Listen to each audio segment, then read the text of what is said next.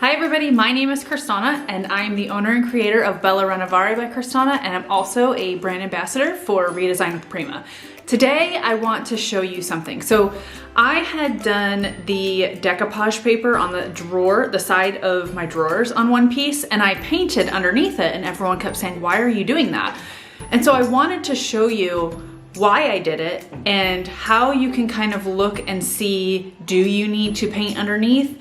Does it make your design better? So we're gonna go over how to do that, and then I'm gonna show you what it looks like and how to do it over on a drawer front. So stay tuned because we're gonna get started. I want to show you how you can tell what your base coat color needs to be before you put your Redesign decoupage paper. Okay, so I'm thinking I'm gonna probably do it on these drawers right here. And this is the paper. So the paper is a little bit see-through, right? And I always put a base coat because you'll see in a second. So this is what it would look like over wood. Okay, so this is what it would look like over wood. And you can kind of see the pattern a little bit. This is what the pattern looks like over the coral color that we did. And you know, you can see the white a little bit more, but it drowns out the coral of the actual paper. I just so happen to have this white canvas, and I'm going to set the decoupage paper over the white canvas.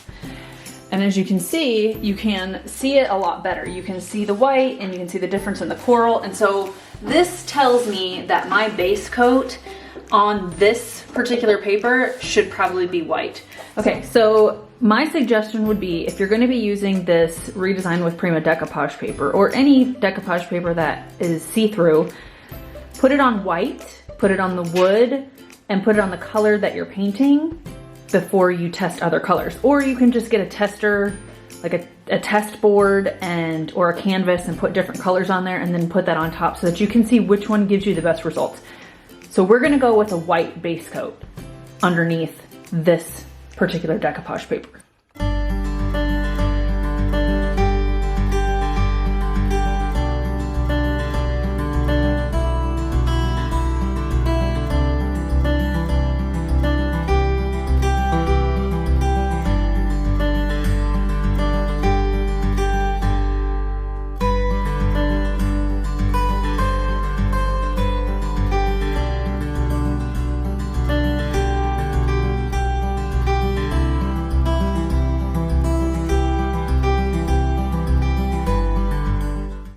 All right, so we have my drawer and we have the decoupage paper. The first thing that I'm gonna do is I'm going to flip this and I'm going to line it up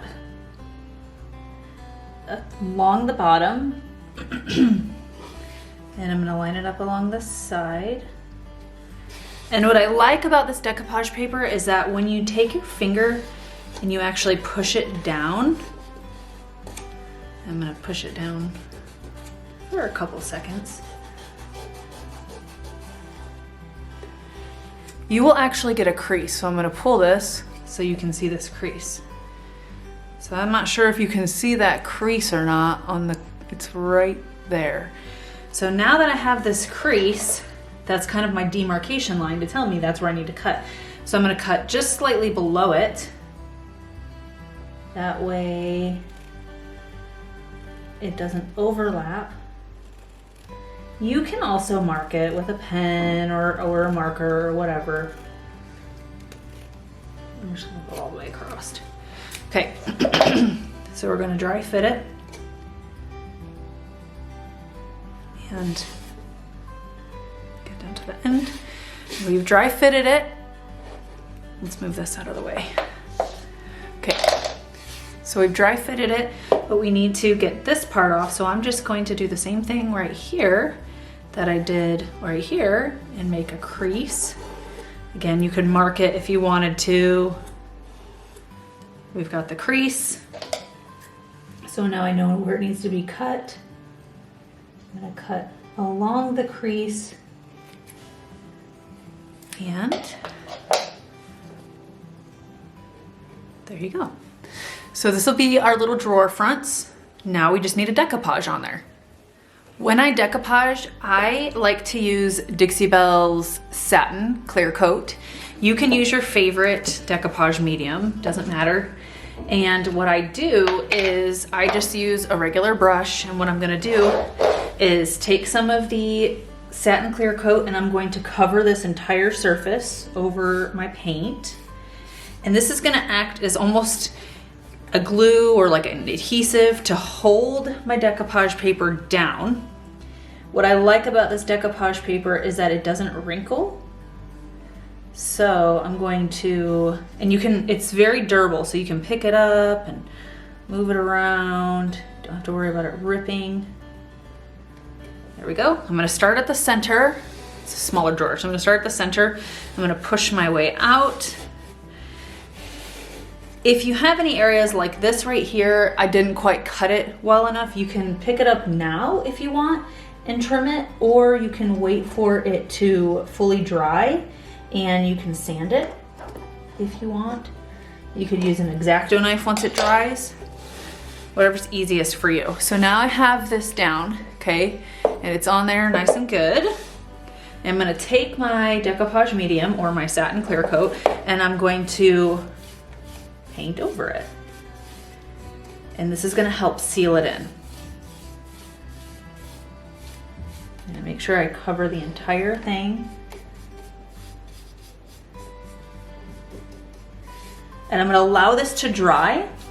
And then depending on the where you're putting it, if you're using it for your drawer sides, you definitely wanna put a couple more coats on there. But for this one, I'm going to let this dry and probably put, I'd say like one more coat on there and then it's good. Now for this center part right here, if you wanna take a pair of scissors and you wanna poke that hole, you can go ahead and poke the hole and that way your hardware will be ready to go back in there when you're ready, or you could wait for it to dry and you could drill into it because it should be, once you have all the layers of your decoupage medium on here or your clear coat or whatever, it should be in place and so it'll harden and you'll be able to drill through there if you want to.